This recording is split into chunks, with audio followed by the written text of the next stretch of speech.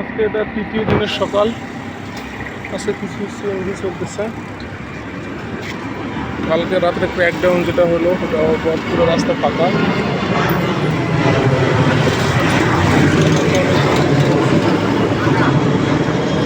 22 তারিখ সকালে বেশ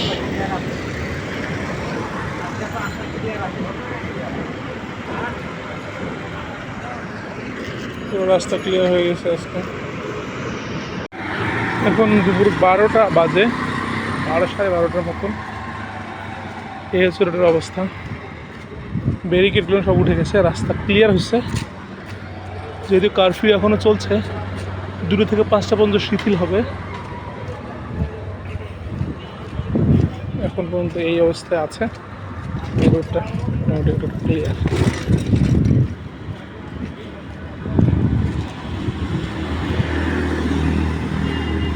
মোটরসাইকেল সব রাস্তা দিয়ে যাচ্ছে, চলছে।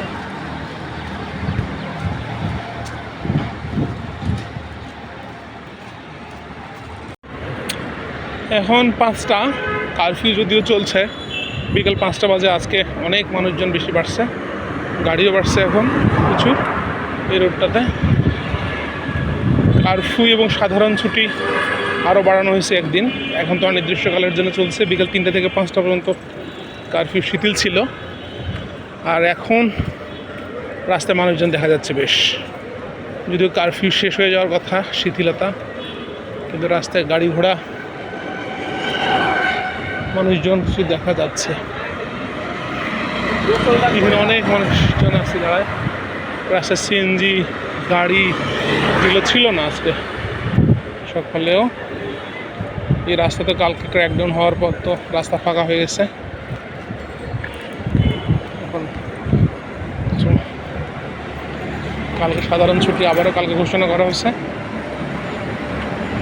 আর কবে নাগাদ কারফিউ উঠতে পারে তার কোনো সুনির্দিষ্ট তথ্য কোনো সরকার দেয়নি। বলছে অবস্থা শিথিল হলে তারপরে।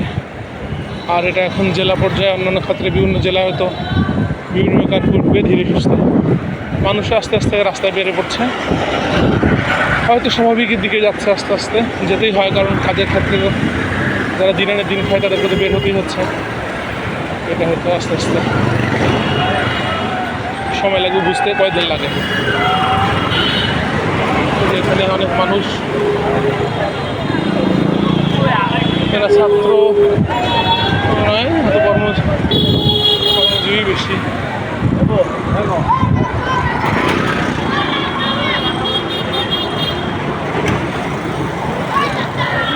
এখানে এত মানুষজন কেন?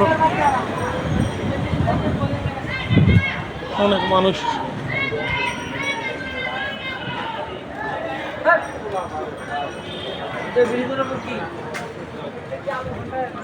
এত মানুষ কেন হলে জানে।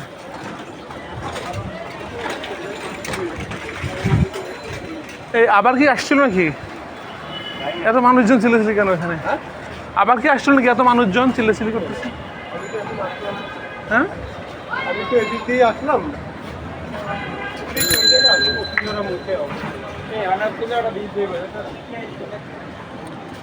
এ হচ্ছে গলির ভিতরের অবস্থা। দেখা যাক।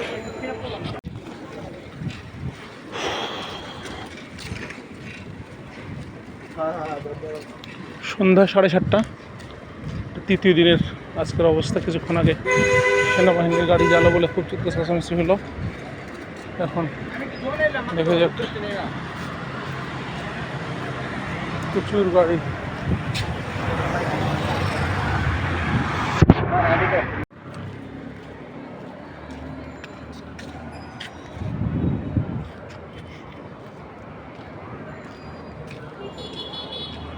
এটা রাত 9:30 অবস্থা।